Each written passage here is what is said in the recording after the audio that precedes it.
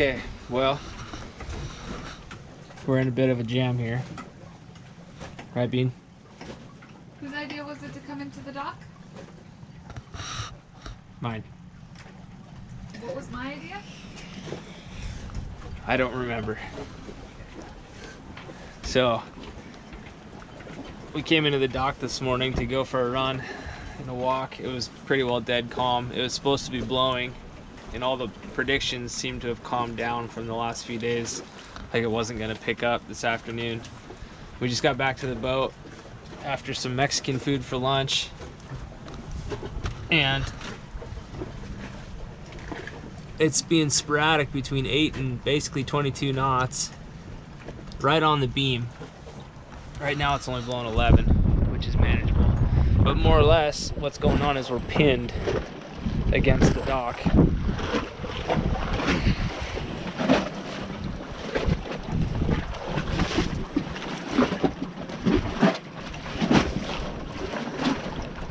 The boat weighs 32,000 pounds the last time we had it out of the water. So it's not like a weld craft or a Luma weld or something that you can just push off the dock. We can try a maneuver called springing off, which is what I think we'll do if we do give it a shot. We'll try and make a video of it. And I'll make a drawing and try and show you what that looks like and how you do it to get the boat far enough off the dock that you don't get squished back up against it trying to get out of here, or worse, have the bow blow into the boat in front of you. Anyway, either we stay on the dock for the night and have a super uncomfortable sleep, or we get out there and anchor and hope we don't bang the boat up getting off the dock. We'll make a video of it though.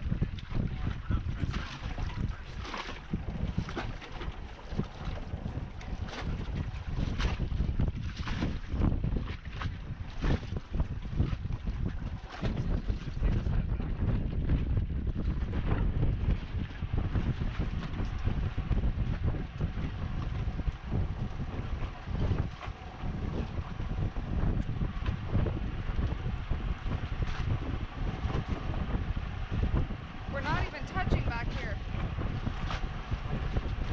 Well, now we are. Whoa, whoa, whoa, whoa.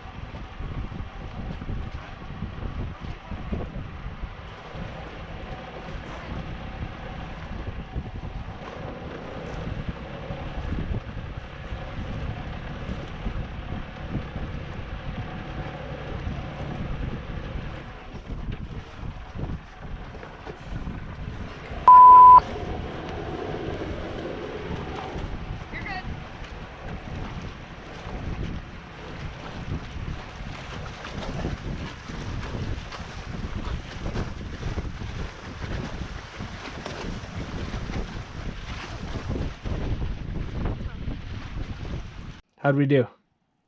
Well, we made it. We did good. We didn't crash the boat. No. I don't think we did. I wasn't watching there at the end. We might have touched a little bit. But... There are a lot of other YouTube people that will give you way more proficient videos on how to do the spring off maneuver. And probably a better drawing too, but... Oh, for sure, a about better to drawing. See your skills. Yeah, okay. Oh, geez.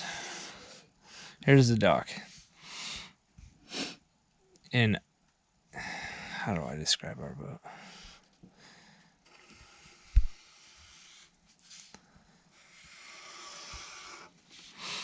Not exactly even, but basically springing the boat off. You can spring it off forward or you can spring it off backwards. And we sprung with the boat moving backwards.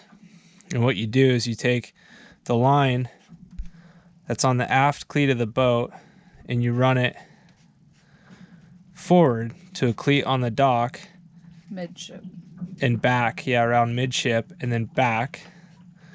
This is where you saw Megan holding the line. And then I put the boat in reverse, and we pendulum or fulcrum the boat around that point with a fender down here. And what it does is it moves the bow of the boat out. This is a bad drawing. But you can kind of get the idea, I guess. The bow of the boat moves out. And it moves the center of the boat, the keel, out too. So that so that you have some, you've moved the center of the fulcrum of the boat away from the dock. So if you're trying to get away from another boat that's right in front of you, you know, it's a good method for doing that. Or like today where the wind was pushing us and pinning us against the dock. It's a good method for that, and it worked today. We waited till the wind calmed down to about 10, 11 knots before we let the line go and got out of there. But I think we probably could have done it in higher winds. And then the other way you do it, here's another crummy drawing for you.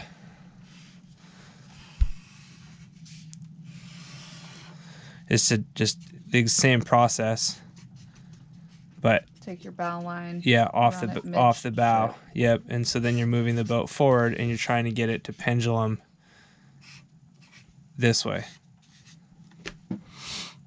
Shifting it. Yep. Right. Yeah. Which we've never been in a scenario where we've needed to do it this way. We've done it the other way often, and most of the time totally unnecessarily, but just to practice. Which came in handy today. Yeah, it was good to know how to do it today. It's kind of funny because Ben's always like, we should just practice springing off, right? So yeah, it's become always. the joke, Why not? like, why wouldn't you? Oh, we're going to spring off again. Here we go. Yep. Springing off. And now today, we actually needed it. So, Yep. Good job, Captain. Yep, we did it.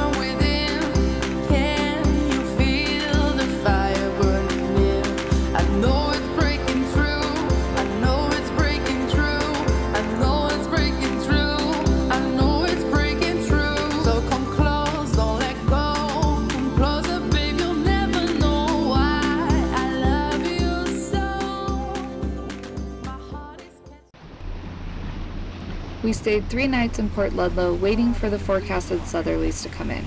It was relatively calm. The most wind we saw was 20 knots while trying to leave the dock.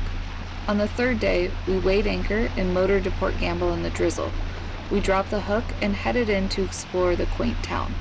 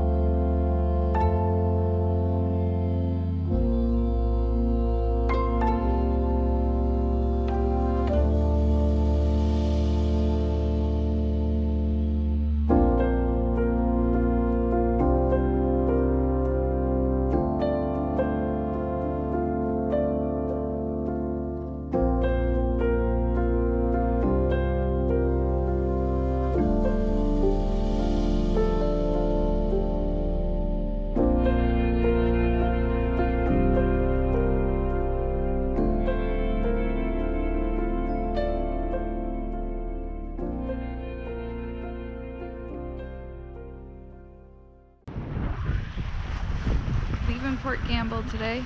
We had a pretty windy night there last night, but it was okay. Sun's out, little chance of rain for the whole day, so that's good. Wind's blowing about 14 to 20 knots. We're downwind sailing right now with our small head sail, and the mizzen is up. We're gonna raise the main and put 2 reefs in it in a minute here. We're going around this point, so once we get out and around that point, we're gonna be upwind sailing, which is why we decided to put the small sail up, the small head sail up this morning. Make it a little bit more comfortable. We have about 40 miles to go today to get to Holmes Harbor. It's on the inside of Whidbey Island, between Whidbey Island and Camano Island. I've never been there before, so we'll see what that's like. The book says, the cruising book says that they can experience some willy-waws, so strong gusts of wind that come over the lowlands of Whidbey from either the straits or like the Port Townsend area. So it could be another sleepless night. I guess we'll see, but you know, it is March 1st, so not quite spring yet. We're still winter sailing. I guess that's kind of what you expect.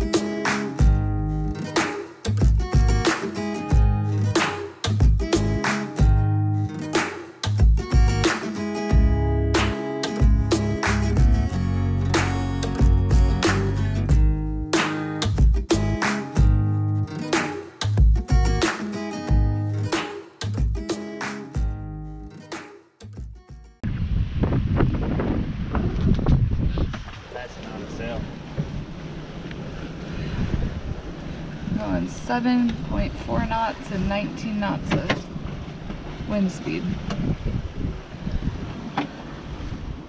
We've had the mainsail up for about 5 minutes and the wind died, so we're gonna take the 2 reefs out and see what that does. See what that looks like.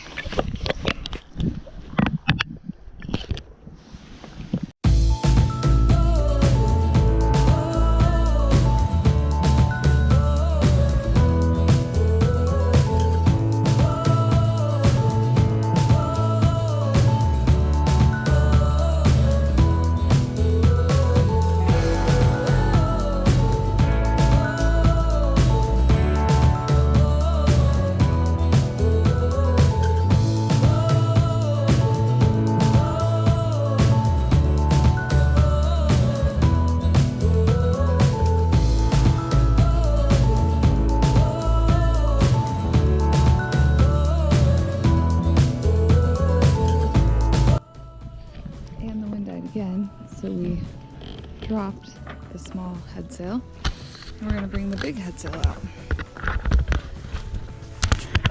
All the things today.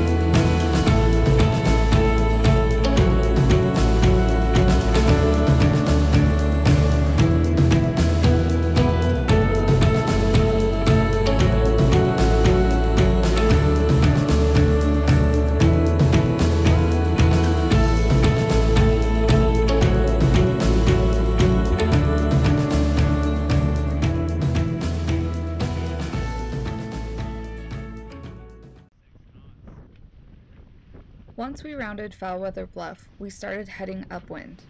The wind speed steadily increased, so we furled the big headsail and raised the small headsail, again. We cruised along at 7.5 knots with 20 to 25 knots of wind speed for 10 miles until we rounded the southern point of Whidbey Island and started heading north again.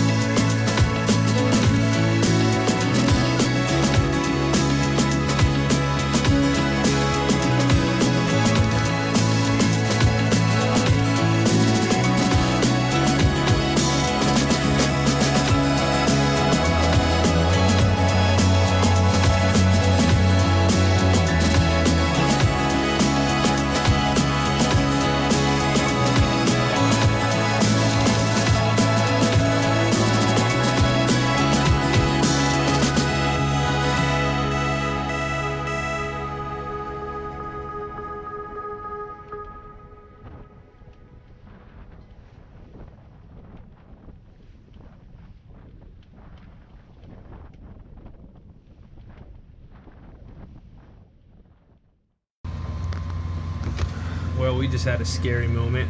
The GoPro's dead, so I'll video this. I came down here earlier and noticed that there was more water in the bilge than there normally is. Let's see if I can get this to flip around here. And it appeared to me to be coming, you know, you can see there's a little bit still in there.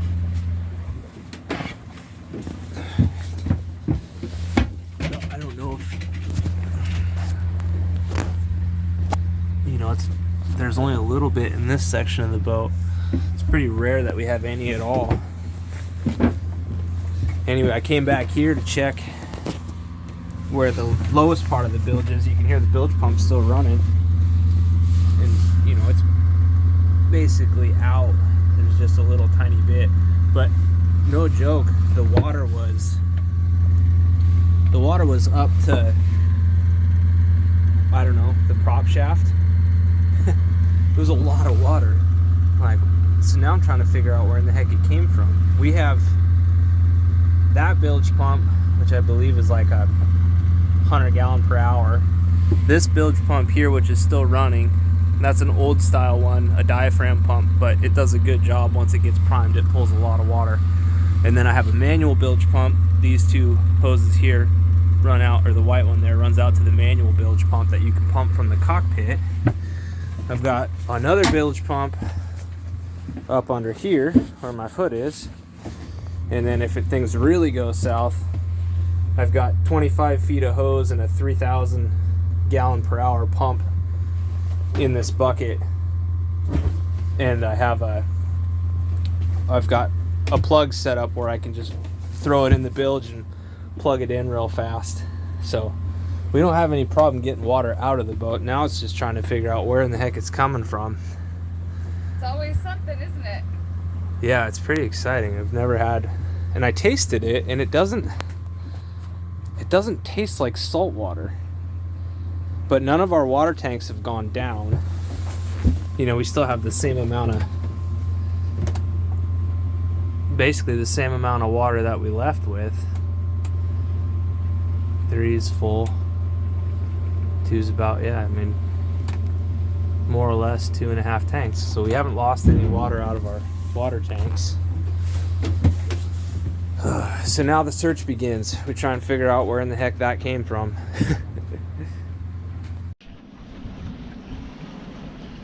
Bean, would you like to give the update? Okay. Bev? Nothing? Okay. Okay. So, I don't know what happened. This is what I pumped out of the center of the boat, which is just, you know, there's hardly any in there right now. And it more or less resides, there's a space under, there's a water tank right here that's shaped like a square. You know, it's not in the shape of the hull of the boat. That's the tank there. I don't know how well you can see it. Yeah. That's the tank. And then there was water that was coming. You know, there was some water around here. And that's where I pumped it. You can see where the green hose is. That appears to be the last of what was in the boat. Here's what I think happened. I can't find water coming in through any of our through holes. You can just see there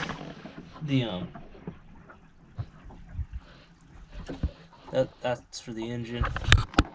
There's another through hole right there. No, there's no water coming in there.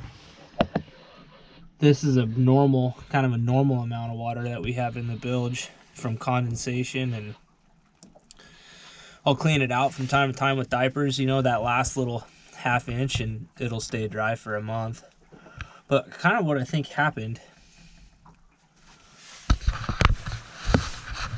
and this is probably a silly theory, it's probably not correct, but I can't find anywhere where water's coming into the boat.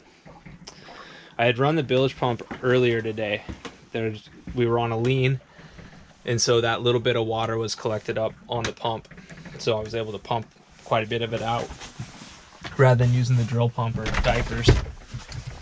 And then when I was done, the float, that little ½ inch of water down there, as we were shifting kind of, you know, between 10 and 20 degrees, the float was kicking the pump on, off, on, off, on, off. So I figured, well, I'll just turn the pump off. And so I did. And then maybe ½ hour, 20 minutes later is when I noticed the water down there. So here is two of the, well, the third one's right here. But so the 3 bilge lines, but this is the one that is hooked to the little Rule 100-gallon pump. Or maybe it's more than 100-gallon. And it comes back here. So there's this exit, and then this exit here. And when we're moving forward and the back of the boat is low in the water, you know, as you're moving forward at 7 or 8 knots, the back of the boat settles down like that. And so I was thinking, you know, you're creating a low pressure zone behind you, and because I had that pump off, and because it has a good 15 feet to get from there, that hose wraps around there and then comes all the way through the back of the boat and then into the center of the boat. We're a 43-foot boat, and I mean, it's not quite the center, but the pump is all the way up here. So it's got at least 15 feet to pump, and it's slightly uphill. What I'm wondering is, I don't believe there is a backflow, like a check valve, on that line anywhere, at least not one that I've found. I don't see one back here.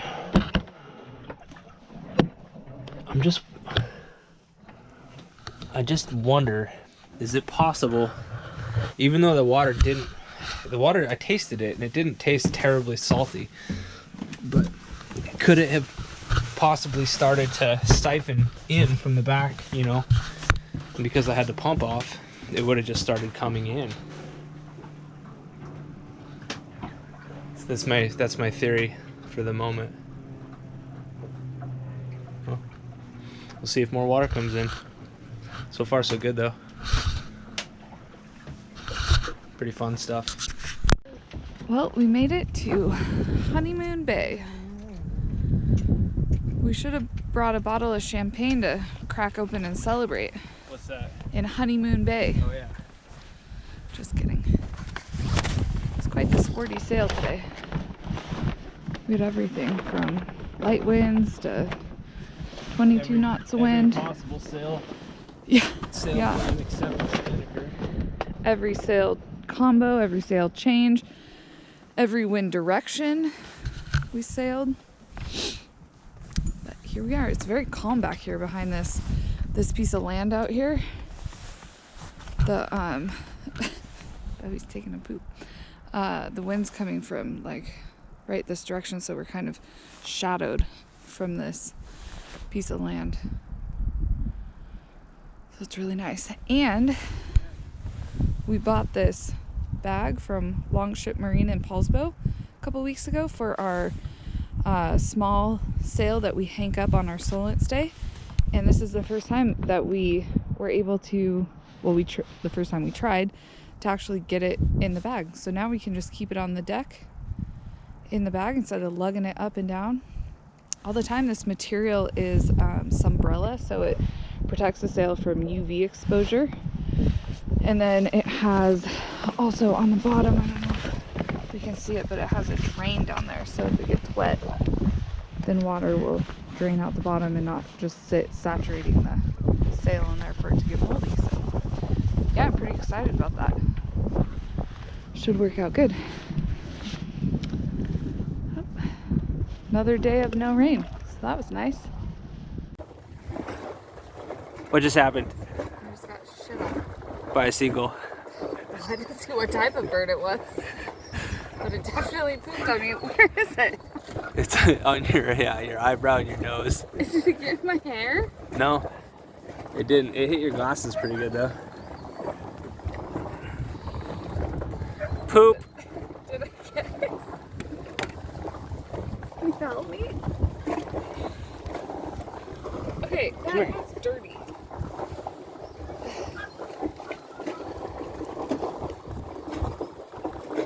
Okay. Yeah. Got some poop on your shirt.